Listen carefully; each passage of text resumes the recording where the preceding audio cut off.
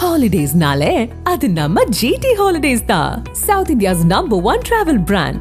Meenakshi Faculty of Pharmacy admissions open for B.Pharm. Apply now. ஆச்சி பாதாம் drink. ஆச்சி பாதாம் drink ஒன்னு வாங்கினா ஒன்னு ஃப்ரீ. ஆனால் அவர் வெளியில் வரணும்ல 6 மணிக்கு மேலே. 6 மணிக்கு மேலே அவர் வெளியே வந்து பார்த்துருக்கீங்க. அந்த இதில் கவுண்டர் பண்ணி காமெடியில் ஒன்று சொல்லுவாங்க, எத்தனை கோடி சம்பளம் கொடுத்தாலும் 6 மணிக்கு மேலே வேலைக்கு போக மாட்டேன் அப்படின்னு. அந்த மாதிரி தான் அவங்க தலைவர் நீங்கள் சொன்னீங்க, அவருடைய நிலைமை இருக்குது. அண்ணா பெரியார்னு சொல்லி ஏதோ எழுதி கொடுத்துருக்காங்க, வண்டையாக கழுவி ஊற்றுறாங்க. பிஜேபி மாநாட்டில் ஒரு வார்த்தை சொல்லலை, ஏன்னா பிடிச்சிட்டு போயிடுவாங்க. பிடிச்சி போய் எங்கள் டிஆர்காரில் வச்சுருக்காங்க, எல்லாம் இடியை வச்சு கேஸ் பண்ணுறாங்க. அதனால் அந்த பயம். முஷியானந்த் அதெல்லாம் எல்லா அரசியலையும் ஆராய்ந்து தான். முஷியானந்த் வந்து மிகப்பெரிய ஒரு ஞானி, அரசியல் ஞானி. தலைவர் 2026 வரலைன்னா வராமல் போனால் கூட பரவாயில்லன்றக்காக இப்போ ஒரு ரெசார்ட் வாங்கிட்டாங்க, ரெடி பண்ணிட்டான். இந்த காசை அடித்தே நம்ம ஆயிடணும். இவர் சிஎம் ஆக மாட்டார், ஜெயிக்க போகிறது இல்லை, அது வரைக்கும் நம்ம இலவு காத்த கிளி மாதிரி ஆனோம். வணக்கம் சார். வணக்கம். தமிழக வெற்றி கழகம் 2027 தேர்தலில் மிகவும் எதிர்பார்க்க ஒரு கட்சியாக இருக்குது. ஆனால் இந்நிலையில் பிறந்த நாளுக்கு கூட கட்சியோட தலைவர் வெளியே வரல அப்படின்ற ஒரு விமர்சனம் இருக்குது. அதை தாண்டி கட்சியில் இருக்கக்கூடிய 2ஆம் கட்ட நிர்வாகிகள் இவங்கெல்லாம் வந்து தலைவர் பிறந்த நாளுக்கு வந்து அங்கங்கே கூட்டங்கள் நடத்தி நலத்திட்ட உதவிகள்லாம் கொடுத்துட்ருக்காங்க. என்ன விமர்சனம் வைக்கிறாங்கன்னா, இப்போ இருக்கக்கூடிய ஆளுங்கட்சி வந்து அவங்க மேலே வந்து சட்டம் ஒழுங்கு பிரச்சனையாகட்டும், இல்லை இதுக்கு முன்னாடி பாஸ்டில் இருந்த ஊழல் குற்றச்சாட்டாக இருக்கட்டும், ஸோ இவ்வளோ விஷயங்கள் இருக்குது. கண்டிப்பாக கணிசமான ஓட்டுகளை வந்து இந்த தேர்தலில் வந்து நாங்கள் வாங்கியே தீர்வோம், அதாவது 30% மேலே வாங்குறதுக்கான வாய்ப்புகள் இருக்குது, அடுத்து முதலமைச்சர் ஆகக்கூடிய தகுதி எல்லாமே விஜய்க்கு இருக்குன்னு சொல்லிட்டு அவங்க கட்சிக்காரங்க சொல்லிட்டாங்க. ஆனால் இன்னும் அவங்க கட்சிக்காரன் விஜய் நாசமாக போயிடுவார்னு சொல்லுவாங்க, சரி ஆட்சிக்கு வருவார் தான் சொல்லுவாங்க. ஆனால் பொதுவெளியில் இன்னும் வைக்கக்கூடிய குற்றச்சாட்டு 2026 சிஎம் கேண்டிடேட் அனௌன்ஸ் பண்ணுறீங்க, ஆனால் இன்னும் உங்கள் கட்சியோட செயல்பாடுகள் வந்து அந்த அளவுக்கு இல்லைன்ற ஒரு விமர்சனம் இருக்குது. எப்படி சார் பார்க்குறீங்க? இப்போ கூட இந்த ஒரு ஏதோ கூமாப்பட்டின்னு ஒருத்தன் வைரல் ஆயிருக்கான் தெரியுமா? கூமாப்பட்டிக்கு வாங்க, இது ஒரு தனி தீவுன்னு சொல்லி ஏதோ வைரல் ஆகி அவன் கூட சொல்கிறான், நான் சிஎம்ஆனை கூப்பிட்டாங்க, பிஎம்ஆ கூப்பிட்டாங்க, ஜனாதிபதி கூப்பிட்டாங்க, நான் போக மாட்டேன், கூமாப்பட்டியில் தான் இருப்பேன். ஸோ அந்த மாதிரி ஒரு ஆள் தான் விஜய். நீங்கள் வந்து அந்தளவுக்கு பில்டப் கொடுக்க வேணாம். 2026 கூமாப்பட்டிக்கு வந்துடுவார் திருப்பி. கூட்டம் கூடுது, ஒரு தாக்கத்தை ஏற்படுத்துவார்னு சொல்லி குரலி வித்தை காட்டினீங்கன்னா கூட தான் 10 பேர் நின்று வேடிக்கை பார்ப்பாங்க. கூட்டம் வந்து ஹியூமன் கேட்டல்ஸை பொறுத்தளவுக்கு ஏதாவது புதுமையாக நடந்தால் வேடிக்கை பார்க்குறதுக்கு நின்றுவாங்க. வேகமாக எங்கேயா போயிட்டு இருப்பாங்க வண்டியில், ரொம்ப அவசரம், வீட்டில் கூட 2 நிமிஷம் நிற்க மாட்டான். திடீர்னு நடுவில் எவனா 2 பேர் வண்டியில் விழுந்து 2 பேர் சண்டை போட்டாங்கன்னா அப்படியே சுற்றி நின்றுவாங்க. பார்த்துருக்கீங்களா நீங்கள்? அதை பார்த்து அந்த சண்டை முடிஞ்சால் தான் அங்கேருந்து கிளம்புவாங்க. அதுக்கு இவனுக்கு சம்மந்தமே இருக்காது. ஸோ இது வந்து ஹியூமன் கேட்டல்ஸோட இது. யாரோ ஒருத்தர் வராரு அப்படின்னா பார்க்க வருவாங்க. ஆனால் அவர் வெளியில் வரணும்ல 6 மணிக்கு மேலே. 6 மணிக்கு மேலே அவர் வெளியே வந்து பார்த்துருக்கீங்களா? அந்த இதில் கவுண்டர் பண்ணி காமெடியில் ஒன்று சொல்லுவாங்க, எத்தனை கோடி சம்பளம் கொடுத்தாலும் 6 மணிக்கு மேலே வேலைக்கு போக மாட்டேன்னு அப்படின்னு. அந்த மாதிரி தான் அவங்க தலைவர் நீங்கள் சொன்னீங்களே, அவருடைய நிலைமை இருக்குது. அவருக்கு அரசியலும் தெரியாது, இலவும் தெரியாது, எட்டும் தெரியாது. அதாவது வந்து பார்த்திங்கன்னா இது வந்து அதென்னா அண்ணா பெரியார்னு சொல்லி ஏதோ எழுதி கொடுத்துருக்காங்க, வண்டையாக கழுவி ஊற்றுறாங்க. இதில் பிஜேபி மாநாட்டில் ஒரு வார்த்தை சொல்லலை, ஏன்னா பிடிச்சிட்டு போயிடுவாங்க. புரியுதா உங்களுக்கு? பிடிச்சி போய் எங்கள் டிஆர்காரில் வச்சு விட்ருவாங்க, எல்லாம் இடியை வச்சு கேஸ் போட்டுருவாங்க. அதனால் அந்த பயம். இந்த பக்கம் பார்த்திங்கன்னா ட்ரக் அடிக்ட் ஆகி கஞ்சாக்கெல்லாம் பேசிகிட்டு இருந்தார்ல விஜய்.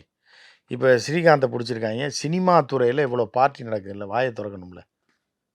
எப்படி நடத்தலாம் சினிமாவில் பார்ட்டி? இதெல்லாம் அழிவு கலாச்சாரம், சினிமா அழிஞ்சு போயிடும் அப்படின்னு அறிக்கை விட்டுருக்கணும்ல.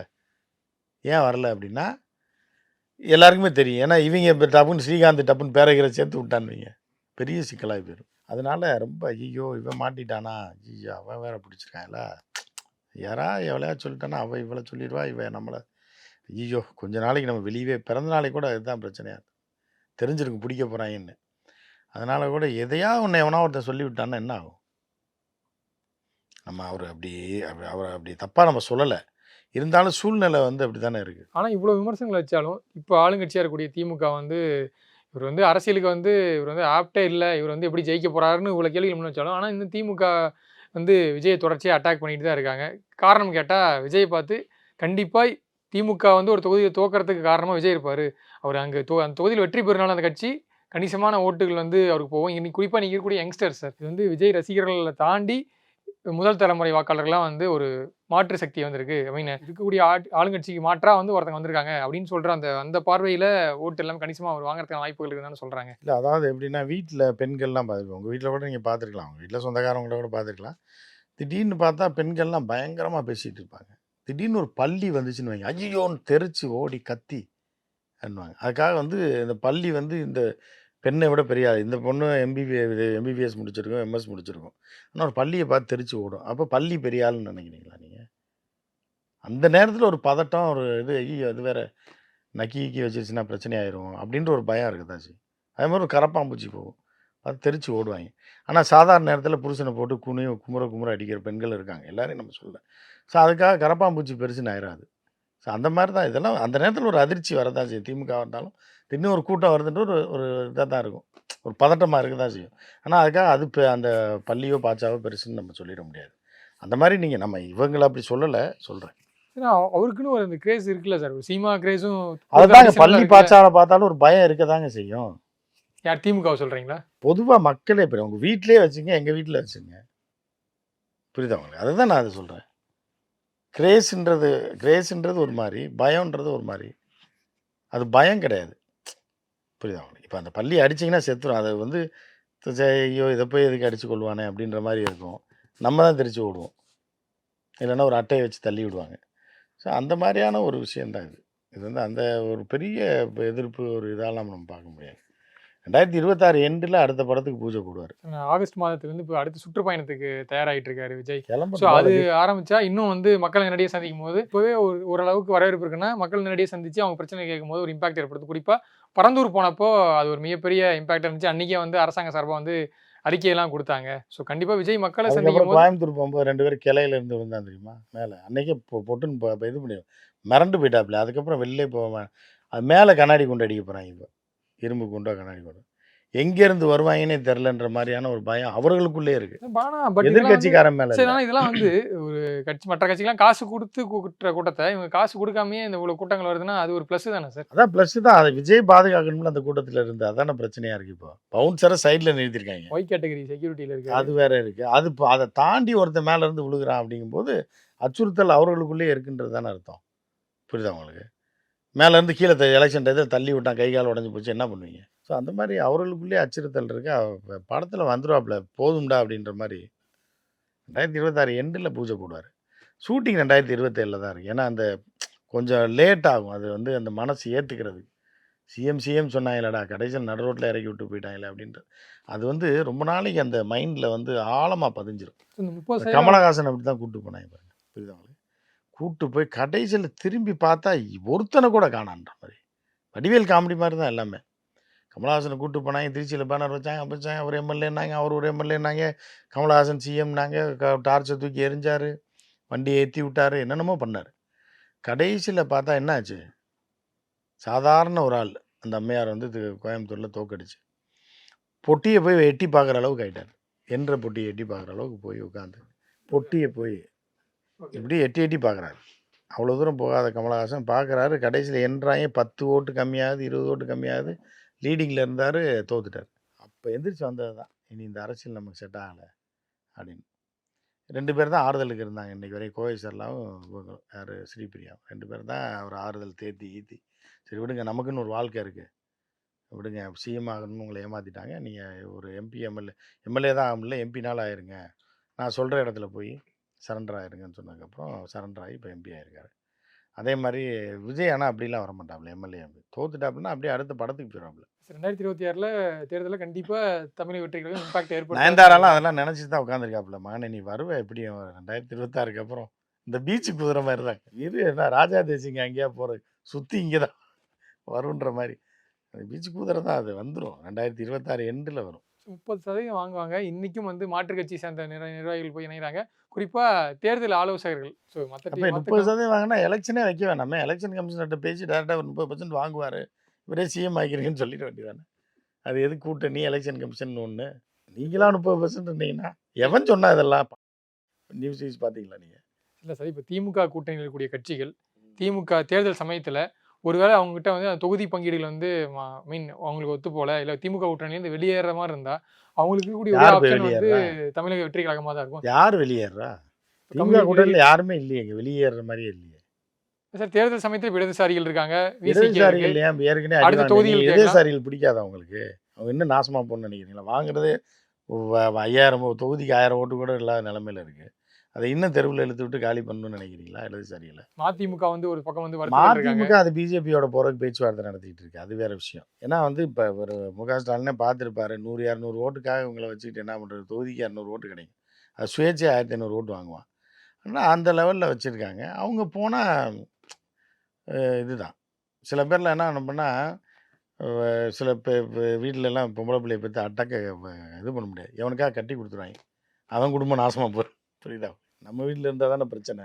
இதை கல்யாணம் பண்ணி கொடுத்துருன்னா அவங்க அவங்க அப்பா அம்மா சந்தோஷமாயிருவாங்க. அப்பா நம்மளை பிடிச்ச பீடா விழுந்துச்சு அப்படின்னா. ஆனால் உள்ளே அழுது கிழுது அனுப்பி விடுவாங்க 100 பவுன் நகையை போட்டு. ஏன்னா அது கடைசியாக அனுப்பி விடுவாங்க. ஏன்னா அந்த குடும்பம் நாசமாயிரும். சில எல்லாரையும் சொல்லலை, சிலர். அந்த மாதிரி தான் இது. இப்போ மதிமுக போச்சு பிஜேபின்னா முக ஸ்டாலின் அவர்கள் வந்து ரொம்ப சந்தோஷப்படுறார். பாடா நல்ல வேலை, அவங்க நாசமாயிரும், நீ பிஜேபி இதோட அழிஞ்சு போயிடும் அப்படின்ற மாதிரி இருக்கும். அந்த மாதிரி கட்சிகள் வேணால் போகலாமே தவிர விஜய் வந்து அந்த மாதிரி பண்ண முடியாது. இல்லை இப்போ திமுக கூட்டணியிலேருந்து யாராச்சும் வெளியேறாங்கன்னா அவங்க வந்து விஜய் கூட போக மாட்டாங்கன்னு சொல்கிறீங்களா? அதுக்கான வாய்ப்புகள் இல்லைன்னு இல்லை, சொல்றீங்களா? விஜயே ஒன்றுமே வெளியேறினால் விஜய் கூட சேர்ந்து என்ன பண்ண சொல்றீங்க நீங்கள்? விஜயே வீணா போன ஒரு கட்சி அது. ஆட்சியில பங்குன்னு அறிவிச்சிருக்காரு சார். எதுல ஆட்சியில கூட்டணி ஆட்சி அமைஞ்சா கூட்டணி ஆட்சி அமையும். ஒன்றுமே இல்லை, சோத்துக்கே வழி இல்லாதவன் பிரியாணி வாங்கி தரேன்னு கூட்டு போகிற மாதிரி தாங்க இது. அவனுக்கே சோத்துக்கு வழி இல்லை. அவன் உங்களை ஆட்டையை போடுறது வாமச்சான் பிரியாணி வாங்கி தரேன்னு கூட்டு போய் உங்கள்கிட்ட இருக்க 50 ரூபாய் பிடிங்கிட்டு ஓடி போயிடுவான். அப்படி இருக்கும்போது நீங்கள் எப்படி அங்கே போய் கூட்டணி செய்றீங்க? அவர் ஏதோ பெரிய தலைவர் மாதிரியும் அவருக்கு 50% ஓட்டு இருக்க மாதிரி சொல்கிறீங்க. பாவம், அவர் ஏதோ இப்போ கட்சி ஆரம்பிச்சிருக்காரு, ஒரு ஆசைக்கு ட்ரையல் பார்க்குறாரு. இந்த டைம் கமல் பார்த்தாரு ட்ரையலு. ரஜினிக்கு இல்லாத பிரச்சனை அங்கே கொரோனா காரணம் காட்டி தெரிச்சு ஓடலையா ரஜினி? போகிற போக்கில் 2 பேரை சில பேர் என்ன பண்ணுவான்னா, இந்த திருடங்கெல்லாம் திருடனில் இப்போ இந்த சில பேர்லாம் என்னன்னா, இப்போ கொள்ளையடிச்சா செயின் அறுத்துட்டு ஓடும்போது போகிற வழியில் 2 பேரை கீச்சி விட்டு போயிடுவாங்க. பார்த்துருக்கீங்க, கேள்விப்பட்டீங்களா நியூஸில்? அந்த மாதிரி ரஜினி கட்சி ஆரம்பிக்கலைன்றது மட்டும் இல்லாமல் இந்த அறிவுசார் இயக்கம் வந்து 2 பேர் ரொம்ப நாளாக தொல்லை பண்ணிகிட்டு இருந்தாங்க. யாருன்னா தமிழ் குருவின்னு ஒன்று, தமிழ் குருவியும் இன்னொன்று 2 பேரையும் போட்டு தள்ளிட்டு போயிட்டாப்புல. 2 பேரும் நிற்க வச்சு கட்சி நான் ஆரம்பிக்கலைன்னு சொல்லி 2 பேர் வாழ்க்கையிலையும் மண்ணை போட்டு போயிட்டாங்க. இப்படி சிலது நடக்கும். இப்போ வந்து புஷி ஆனந்த் அதெல்லாம் எல்லா அரசியலையும் ஆராய்ந்து தான். புஷி ஆனந்த் வந்து மிகப்பெரிய ஒரு ஞானி, அரசியல் ஞானி. தலைவர் 2026 வரலைன்னா வராமல் போனால் கூட பரவாயில்லன்றக்காக இப்போ ஒரு ரெசார்ட் வாங்கிட்டாப்புல, ரெடி பண்ணிட்டாப்புல. இந்த காசை அடித்தே நம்ம ஆயிடணும், நீ இவர் சிஎம் ஆக மாட்டார், ஜெயிக்க போகிறது இல்லை, அது வரைக்கும் நம்ம இலவு காத்த கிளி மாதிரி ஆனோம்னா தமிழ் குருவி மணியை மாதிரி ஆயிடுவோம். அதனால் நாசமாக போயிடுவோம் நம்ம. அதனால் இருக்கிறதே மாநாடுக்குன்னா அதில் 20% 15% வச்சு ஒரு 5 கோடி அடித்தோமா 10 கோடி அடித்தோமா ரெசார்ட் வாங்கினோமா செட்டில் ஆயிடுவோம்னா அவர் ரெடியாக இருக்காப்புல. அடுத்து ஒரு வளர்ந்த அறிவாளி கூட இருக்காங்க. ஏற்கனவே மாமனார் காசை வீணாகி பேனாவை சுற்றிக்கிட்டே இருப்பான், பார்த்துருப்பீங்க ஒரு தம்பி, பார்த்துருக்கீங்களா? அது எதுக்குன்னே தெரியாது. ஒரு பேனா வாங்கி 10 ரூபாய்க்கு ஒரு பாக்ஸ் வந்து 50 ரூபா 5 பேனா இருக்கும், வாங்கி டேபிள் வச்சு சுற்றிக்கிட்டே இருப்பான். ஏன்னா எலெக்ஷனை ஆய்வு பண்ணுறாரு அவர். இது என்னது சர்வே பண்ணுறாரு அவர். தமிழக அரசியலை வந்து எல்லா கட்சியும் வச்சிருக்காங்க சார். திமுகவும் வச்சிருக்காங்க அந்த மாதிரி சர்வே. பேனா வச்சுருக்க மாட்டாங்க யாருமே. பேனா வச்செல்லாம் சுற்ற மாட்டாங்க. அவனா லூஸா திமுககாரன் பேனா வச்சு சுற்றுறதுக்கு? பேனா ஒன்று எடுத்து வச்சுக்கிட்டு சம்மந்தமே இல்லாமல் சுற்றிக்கிட்டே இருப்பான். நீங்கள் பார்த்துருப்பீங்க யாருன்னு. பேட்டி எடுக்கிறதுக்கு காசு கொடுத்து வம்பா கூப்பிடுவாங்க. அவன் எப்படின்னா இங்கே டி நகரில் சுற்றிட்டே இருப்பாங்க. சுற்றிட்டு ஆஃபீஸ் ஃபோன் போடுவான். டக்குன்னு சாயந்தரமாக ஃப்ளைட்டு டெல்லிக்கு டிக்கெட் போகிறேன், நீங்கள் ஒரு ரிப்போர்ட்டர் கேமராமேன் டெல்லிக்கு அனுப்பிடுங்க, காலையில் அந்த ஹோட்டலில் நான் பேட்டி கொடுத்துறேன். நீங்கள் இங்கே தானே இருக்கீங்க, இங்கே கொடுத்தா நல்லா இருக்காது, நீங்கள் வாங்க, உங்களுக்கு என்ன நான் டிக்கெட் போட்டு தரேன். பார்க்குற மக்கள் என்னப்பா, ஓ டெல்லியில் இவர் ஏதோ லாபி பண்ணி பண்ணும்போது இவர் பேட்டி எடுக்கிறதே கஷ்டம், டெல்லியில் போய் இவங்க எடுக்கிறாங்கன்ற மாதிரி மானங்கட்ட மீடியா 2 பேருக்கு விளம்பரத்தையும் காசையும் கொடுத்துருவான், கவரை போட்டு கொடுத்துட்டானா இவங்க அங்கே போய் டெல்லியில் போய் பேட்டி எடுப்பாங்க. ஸோ இந்த மாதிரிலாம் பில்டப் கொடுத்தானா இது மக்கள் ஓட்டு போடணும்லங்க. அது மாதிரி நேற்று ஏதோ ஒரு காலேஜில் போய் பேசியிருக்காங்க. ஒரு காலேஜ் ஓனரு மிகப்பெரிய ஆள் எம்ஜிஆர் காலத்தில், ஏன்னா அவரோட மகளை ஒருத்தர் கட்டி கொடுக்குறாங்க, அவன் டைவர்ஸ் பண்ணிட்டு போயிட்டான். அப்போ இந்த குடும்பத்துக்கு அவனுக்கு என்ன சம்மந்தம் இருக்குது? அவரோட மருமகன்றாங்க, கட்சியில் சேர்த்துருக்காங்க. இப்படிதான் அந்த நபர் இறந்துட்டாருங்க, அந்த நபரோட மகளை ஒருத்தர் கட்டி கொடுக்குறாங்க, அந்த பொண்ணும் டைவர்ஸ் பண்ணிடுச்சுங்க. அப்போ அவன் இந்த குடும்பத்துக்கு அவனுக்கு சம்மந்தமே கிடையாது. அவனை கூப்பிட்டு இவரோட மருமகன் சொல்லி கட்சியில் சேர்த்து பதவி வாங்கி கொடுத்துருக்காங்க. எவ்வளோ பெரிய காமெடின்னு இருப்பாங்க பாருங்க. இந்த மாதிரி இருக்குது. இப்போ அடுத்த செக் என்னென்னா விஜய் ஃபேமிலியிலே செக் வைக்கிறதுக்கு பிளான் பண்ணியிருக்காங்க. இந்த பர்சனலாக வந்து அவருக்கு இந்த ரைட்ஸு அந்த மாதிரி கண்டக்ட் பண்ணுற சொல்கிறீங்களா சார்? இல்லை ரைடெல்லாம் கிடையாது. சில கேள்விகள் கேட்டாலே அவரால் பதில் சொல்ல முடியாது. ஆனால் பர்சனல்னு போய் இப்போது தனிப்பட்ட அட்டாக்ஸ்லாம் பண்ணுறாங்கல்ல, இப்போ எல்லாத்தோட பர்சனலும் கிளறும் போது அங்கே ஏதாவது ஒரு விஷயம் இருந்துகிட்டு தானே இருக்குது. அது வந்து கட்சி வேறுபாடின்றி எல்லா கட்சி தலைவர்களுக்கும் ஒரு பர்சனல் முகம் இருக்குது. அவங்க இளமை காலத்தில் அப்புறம் அப்படி வேற மாதிரி இருந்திருக்கலாம். இப்போ அவங்க மாபெரும் தலைவராக இருக்கலாம். இல்லை, இப்போ மாபெரும் தலைவர் ஆனதுக்கப்புறம் அப்படி இருக்கக்கூடாது. இல்லை, நீங்கள் இளமை காலங்களில் இருந்துக்கலாம். அவங்களுக்கு பர்சனல் சைடுன்னு போய் நம்ம ஒரு அரசியல் பொது வாழ்க்கைக்கு வந்த அப்புறம் அவங்க பர்சனல் லைஃப்ல போய் அட்டாக் பர்சனல் பண்றது லைஃப்ல நீங்க எங்க போறீங்க வர்றீங்கன்றதெல்லாம் தப்பு கிடையாது. புரியுது. அது வந்து அவங்களோட பர்சனல். இல்ல அத வந்து விமர்சனம் பண்றது, அத வந்து அது சோசியல் மீடியால யாருமே இப்ப விமர்சிச்சு எழுதுறது. கட்சிக்காரவங்க விமர்சனம் பண்ண மாட்டாங்களே. நீங்க வந்து திமுகவுல வந்து நீங்க வந்து இத பண்ண மாட்டாங்க. அது இப்ப இதுல வந்து சோசியல் மீடியால எவனா போடுவாங்க. அமைச்சரே பேசுறாரு சார் டிவி ஸ்டேஜ்ல. யாரு என்ன அமைச்சர் சொல்றாரு? எம்.ஆர்.கே. பன்னீர்செல்வமே பேசுறாரு. என்ன சொல்றாரு? டிவிகேன்னு சொல்லிட்டு அதுக்கு அந்த கட்சி ஒவ்வொரு லெட்டருக்கும் அப்ரிஷன் சொல்லி சில நடிகைகள் பேரை குறிப்பிட்டு இப்போ ஏன் தெரியுதா அந்த கட்சி பேர் வச்சுக்கன்னு சொல்லிட்டு ஓப்பனா ஒரு அரசியலமைப்பு சட்டத்தின்படி ஒரு பதவியில் இருக்கக்கூடியவர் விமர்சிக்கிறார் ஓப்பனா. ஸோ இந்த மாதிரி தனிப்பட்ட தாக்குதல் நடத்துறாங்களா அப்பப்போ? இல்ல அப்படி இருந்தாங்கன்னா அது தவறு தான். அது அந்த மாரி தனிப்பட்ட முறையில அ போய் அவர் வந்து இந்த நடிகை, அந்த நடிகை ஃப்ரெண்டா இருக்கலாம். ஒண்ணா போலாம். இந்த மாரி இருக்கலாம். ஒரு கல்யாணத்துக்கு போறாங்க. தனி ஃப்ளைட்டு. வாசல் வரைக்கும் பிஸி ஆனந்த கூட்டு போறாப்புல. அதுக்கப்புறம் ஃப்ளைட்ல பார்த்தா, நீங்க சொல்ற அந்த நடிகையும் இவரும் மட்டும் போறாங்க. அப்ப இது என்ன ஏன் அந்த பாவப்பட்ட ஜீவன விட்டு போறீங்க? அப்படின்ற ஒரு கேள்வி வரும். கூடயே இருந்து பந்தல் போடுறதுலேருந்து, ரேடியோ செட்டுக்கு சொல்றதுலேருந்து, இங்கிட்டு ஓடுறாப்புல, அங்கிட்டு ஓடுறாப்புல, கூடயே அந்த வீட்லயே தான் இருக்காப்புல. அப்போ பேருக்குனாலும் முன்னாடி தள்ளி கூட உட்கார வச்சு கூட்டு போலாம்ல. அந்த ஃப்ளைட்ல 16 பேர் போலாம். பின்னாடி கூட உட்காந்துங்க. வண்டி நான் ஏறி உட்காந்ததுக்கப்புறம் பின்னாடி உட்காந்துங்க. அப்படி கூட சொல்லலாம்.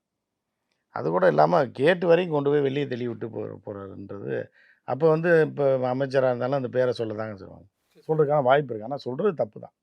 திமுகவுடைய அதிருப்தி ஓட்டுகள் முழுக்க முழுக்க குறிப்பா வந்து சிறுபான்மையினர் ஓட்டுல வந்து இந்த முறை வந்து விஜய் நிறைய பிரிப்பார். ஏன்னா அதிமுகவுக்கு போகாது. ஏனென்றால் அதிமுக வந்து பிஜேபி கூட கூட்டணியில் இருக்காங்க. அதனால குறிப்பா வந்து கிறிஸ்துவர்கள் ஓட்டுகள், அதேபோல இஸ்லாமியர்கள் ஓட்டுகள் வந்து திமுக மட்டும் தான் இந்த டைம் வந்து இதுவரைக்கும் மொத்தமா அவங்க தான் வச்சிருந்தாங்க. ஆனா இந்த முறை வந்து இது எல்லாமே வந்து விஜய்க்கு போறதுக்கு பிரிந்து போறதுக்கான வாய்ப்புகள் இருக்குன்னு சொல்லி சொல்றாங்களா சார்? இல்ல, இல்ல. அது நீங்க திமுக பத்தி உங்களுக்கு தெரியாது. கரெக்ட்டா எலக்ஷனுக்கு முன்னாடி ஒரு ஜெப கூட்டத்த போடுவாய்ங்க. போட்டாங்கன்னா மொத்த ஓட்டும் காலியாயிரும். ஆசீர்வாதம் பண்ணி அதுக்கெல்லாம் ஆள் இருக்குது. அதெல்லாம் விஜய்க்கு தெரியாது. புரியுதா உங்களுக்கு? ஒரு ஜெப கூட்டத்த போட்டாங்கன்னா ஒரு 50,000 பேர கூட்டுவாய்ங்க. கூட்டி ஒரு ஜெபம் பண்ணாங்கன்னா, அவங்க பூராமே அவங்களுக்கு தெரிஞ்சிரும். யாருக்கு ஓட்டு போடணுன்றது. அதெல்லாம் இப்ப ஏன் காலங்காலமா திமுக வந்து கட்டுக்கோப்பா வச்சிருக்குங்க சிறுபான்மையினர் ஓட்ட. அத விஜய் வந்து உடைச்சிட்டு போயிற முடியாது. விஜய் ஆசைப்படலாம். பட் ஆனா போட மாட்டாய்ங்க. அவங்களுக்கே தெரியும். திமுக மேல இருக்க அதிருப்தி ஓட்டுகள்லாம் ஒரு ஒரு குரூப் ஆஃப் ஓட்டு இருக்குல்ல சார்? அது திமுக எங்க அதிருப்தி ஓட்டு தான் காலங்காலமா ஏடிஎம்கேக்கு விழுந்துகிட்டு இருக்குல்ல. ஏடிஎம்கே அதிருப்தி ஓட்டு டிஎம்கேவுக்கு, டிஎம்கேக்கு விழுகும். டிஎம்கே ஓட்டு அதிருப்தி ஓட்டு பாஜகவுக்கும் இதுக்கும் விழுகும். அதான் அவங்க அவ்வளோதானே மொத்தமே. புரியுதா உங்களுக்கு? ஸோ அதுதான் வந்து இது மாரி. ஸோ அப்ப நீங்க சொல்றது புதுசா வந்த விஜய் வந்து எந்த இம்பாக்ட்டே ஏற்படுத்த மாட்டாரு இந்த இம்பாக்ட் தேர்தல்லன்றீங்க. ஏற்படுத்துவாரு. அதத்தான் பள்ளிய பார்த்து பயப்படுற மாரி தான். இருக்கும். பட் ஆனா அதனால எந்த பிரயோஜனமும் இருக்காது. ஒரு 5லேருந்து 7% ஓட்டு வாங்குவாரு. புரியுதா உங்களுக்கு? இப்ப கமலஹாசன் கூட்டம் எப்படி வந்துச்சுன்னு தெரியும்ல உங்களுக்கு? பயங்கரமா தான் வந்துச்சு. ஆனா என்ன ஆச்சு கமலஹாசன் கடைசி நிலைமை? இப்போ வந்து ட்ரக்கு கேஸ்ல அவர சேர்த்துருவாய்ங்க போல. தேவையில்லாம சில பேர்லாம் தங்கத்தட்டுல வச்சு பண்றாங்க. அப்படி இப்படின்ற ரேஞ்சுக்கு பேசிக்கிட்டு இருக்காய்ங்க. புரியுதா? இந்த நிலைமைக்கு கொண்டு போய்ட்டாங்க. முதலமைச்சர் ஆகணும்னு நினைச்சவர இப்படி கொண்டு போய்ட்டாங்க. இப்ப ராகுல் காந்திலாம் பார்த்து பேட்டிலாம் எடுத்தார். தெரியுங்களா கமலஹாசன்? எலக்ஷனுக்கு முன்னாடிலாம். டெல்லியில பார்த்து அவர் இல்லத்துல. எடுத்தாரு. இப்போ வந்து ரொம்ப மோசமா போயிட்டார் பாவம். என்ன பண்றதுன்னு தெரியல. கண்டிப்பா சார். எல்லா கேள்விகளுக்கும் விடை வந்து 2024 எலக்ஷன் ஆமா 2027 எலக்ஷன் அதுதானே. ரிசல்ட்ஸ் அது தான். தெரியலனா தான் எலெக்ஷன் கமிஷன்ல சொல்லி அவன் எனக்கு 30% இருக்கு, 40% இருக்குன்னு என்னைய சிஎம் ஆக்குங்கன்னு அப்படி எலெக்ஷன் கமிஷனரே பார்த்துருவாங்கல்ல. எலெக்ஷன் வைக்க வேணாம்னு. அதுக்காக தான் எம்ஆர் ராதா சொல்லுவாப்புல, மனுஷன் நம்பாம தான்டா ரூபா நோட்டே கண்டுபிடிச்சான் அப்படின்ற மாரி. அதனால தான் எலெக்ஷன் கமிஷனே கண்டுபிடிச்சிருக்காங்க. இவன் 30ன்னுவான், அவன் 40ன்னுவான். நீங்க பாமகல ஐயா ராமதாஸ் அவர்கள்ட்ட கேட்டீங்கன்னா, எங்களுக்கு 45% ஓட்டு இருக்குன்னுவாரு. விஜய்க்கு ஒரு 35%. இப்படி பார்த்தேன்னா 430% ஓட்டு வரும் தமிழ்நாடு. புரியுதா? அப்புறம் யாரு ஜெயிக்க முடியும்? எடப்பாடியார கேளுங்க. இப்ப ரோட் ஷோ போறாரு. எடப்பாடியார் தான் நயன்தாரா மாரி. இவர பார்க்கறதுக்கு குவிஞ்சு வரப்போற மாரி. ரோட் ஷோ எடப்பாடி போனா யாருங்க வருவா? சிஎம் போறாரு சார். யாரு? சிஎம் போறாரு. அதே மாதிரி சிஎம் வந்து ஒரு முதலமைச்சர்ன்ற ஒரு அவருக்கு பதவியில இருக்காரு. இல்ல சார். சரி ஒரு சிஎம் வந்திருக்காரு சென்னையில இருந்து வராருன்னு பார்க்க போவாங்க. இவரு எதிர்க்கட்சி தலைவர்ல சார். எல்லா அரசியல் எதிர்க்கட்சி எல்லா தலைவர்லாம் அரசியல் ஒருத்தர் கட்சி போய் தலைவர்களும் பார்க்குற அளவுக்கு தமிழ்நாட்டுல வேலை இல்லாம இருக்காங்களாங்க. இல்ல எல்லா அரசியல் கட்சி தலைவர்களும் பண்றதானே சார் அவங்கள ப்ரோமோட் பண்ணிக்கிறதுக்காக. பண்றது தாங்க. நீங்க ஒரு அதாவது எம்ஜிஆர்னா தகதகன்னு மின்றாருன்னு பார்க்க வருவாங்க. இல்ல ஒரு அரசியல் தலைவர்கள் ஜெயலலிதா வந்தா பார்க்க வருவாங்க. கலைஞர் வந்தா இது ஒரு பெரிய எடப்பாடியாருக்கு என்ன தெரியும்ன்றது எடப்பாடியாரை எதுக்கு வந்து பார்க்குறாங்க? இது எல்லா அரசியல் கட்சி தலைவர்களும் அந்தந்த பகுதியில ப்ரோமோட் பண்ணிக்க இல்ல, இல்ல. அதாவது ஏன்னா ப்ரமோட் பண்ணலாங்க. சில ஆனா நேரங்கள் இப்ப நீங்க வந்து பெருமை இப்ப விஜய் கூட எடுத்துட்டீங்கன்னா கூட ஒரு பெருமை இருக்கும். ஆனா எடப்பாடியார் ரோட் ஷோ போறாருன்னு சொல்றீங்க பார்த்தீங்களா? இது உங்களுக்கே மனசாட்சி இருக்கா என்னன்னு எனக்கு தெரியல. அவர பார்க்க 4 பேர் வருவாருங்கன்றீங்க. என்னத்தையோ கண்டிப்பா சார். பொறுத்திருந்து பார்க்கலாம் சார். 2026ல நேரம் ஒதுக்கி நிறைய தகவல் பண்ணிட்டீங்க. நேரத்துக்கு நன்றி சார். ஹாலிடேஸ்னாலே அது நம்ம ஜிடி ஹாலிடேஸ் தான். South India's #1 travel brand. Meenakshi Faculty of Pharmacy. Admissions open for B.Pharm. Apply now. ஆச்சி பாதாம் ட்ரிங்க். ஆச்சி பாதாம் ட்ரிங்க் ஒன்னு வாங்குனா ஒன்னு ஃப்ரீ.